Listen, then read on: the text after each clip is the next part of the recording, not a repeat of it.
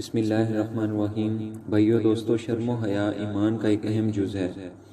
اور یہ اگر انسان کے اندر سے نکل جائے تو انسان کے اندر سے خیر نکل جاتی ہے۔ آپ صلی اللہ علیہ وآلہ وسلم نے فرمایا کہ شرم و حیا ایمان کا حصہ ہے، اور ایمان جنت کی طرف لے کے جانے والا ہے، اور بے حیائی دل کی سختی کی وجہ سے ہے، اور دل کی سختی جہنم میں لے کر جانے والی ہے۔ ایک اور جگہ آپ صلی اللہ علیہ وسلم نے فرمایا کہ ہر مذہب کی ایک خصوصیت ہے، اور اسلام کی خصوصیت شرم و حیا ہے۔ تو آپ صلی اللہ علیہ وسلم نے اس کو اسلام کی خصوصیت بتایا ہے، تو اگر یہ خصوصیت ہم میں نہیں ہے تو ہم میں یقیناً ہمارے ایمان میں کمی ہے۔ اور قرآن میں بھی اس کے بارے میں جا بجا ہمیں ایڈوائز کیا گیا ہے کہ ہم اپنی شرمگاہوں کی حفاظت کریں، ہم اپنی نظروں کو نیچا رکھیں، اور اگر ایسا نہ کیا جائے تو معاشرہ ٹوٹ پھوٹ کا شکار ہو جاتا ہے، اور اس میں ہر قسم کی برائی بڑھ جاتی ہے۔ جیسے آج ہم دیکھیں کہ ہم نے قرآن و سنت کو جب چھوڑا اور اللہ تعالیٰ کی طے کی ہوئی حدوں سے ہم باہر نکلے، تو آج دیکھیں کہ معاشرہ کس قدر ٹوٹ پھوٹ کا شکار ہو گیا ہے، آج کس قدر بے حیائی اور بری باتیں عام ہو گئی ہیں۔ تو سورہ النور میں اللہ سبحانہ و تعالیٰ نے سب سے پہلے تو مردوں کو کہا کہ تم اپنی نظریں نیچی رکھو، اور سب سے پہلے جو آج ہم دیکھتے ہیں کہ ہم عورت کو تو کہتے ہیں کہ وہ پردہ نہیں کر رہی، اور آج عورت میں بھی بے لگام آج معاشرے میں پھر رہی ہے،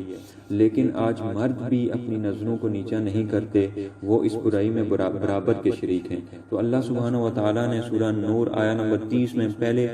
مردوں کو مخاطب کیا اور بعد میں عورتوں کو مخاطب کیا، تو فرمایا کہ مومن مردوں سے کہہ دو کہ اپنی نظریں نیچی رکھا کریں اور اپنی شرمگاہوں کی حفاظت کیا کریں، یہ ان کے لیے بڑی پاکیزگی کی بات ہے، اور جو کام یہ کرتے ہیں خدا ان سے خبردار ہے۔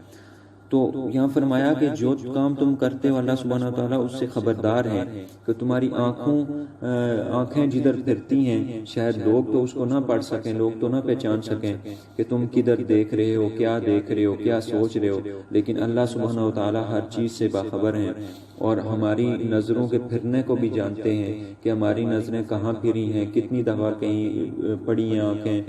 اور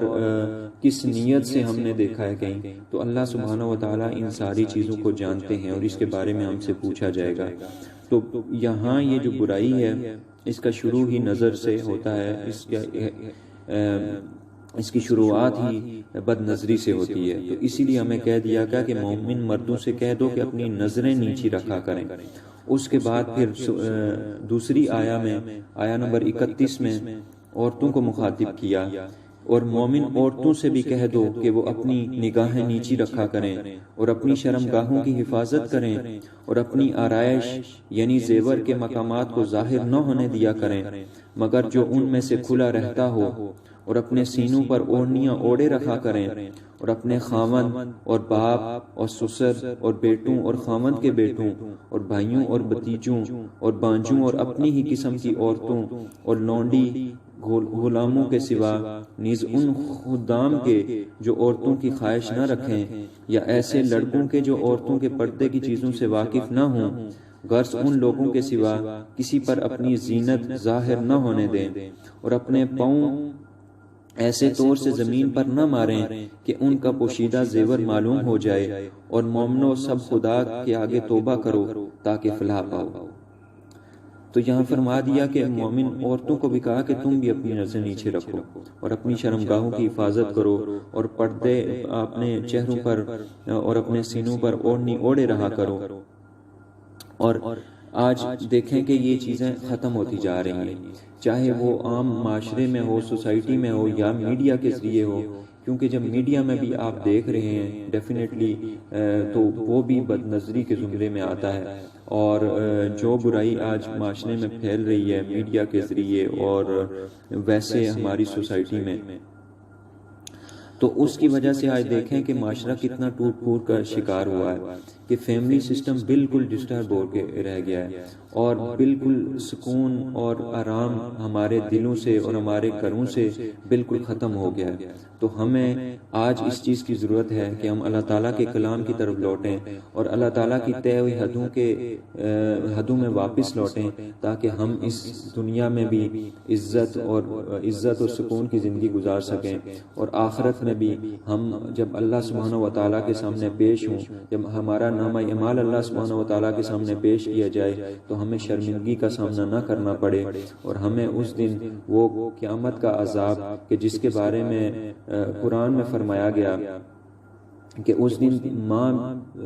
دودھ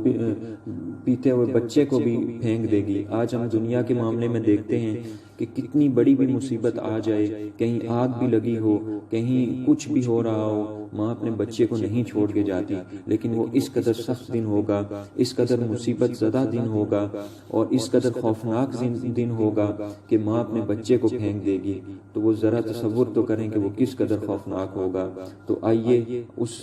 عذاب سے بچنے کے لیے اور اللہ تعالیٰ کی رحمتوں کو پانے کے لیے، اس کے ناراضگی سے بچنے کے لیے اور اس کی رحمتوں کو پانے کے لیے آئیے ان چیزوں کو چھوڑیں اور اللہ تعالیٰ کی طے کی ہوئی حدوں کے میں دوبارہ لوٹیں، تاکہ ہم اس دنیا میں بھی سرخرو ہوں، اس دنیا میں بھی عزت سے جی سکیں، اور جب اس کے سامنے پیش ہوں تو وہ ہم سے راضی ہو۔ جزاک اللہ۔ السلام علیکم۔ بسم اللہ۔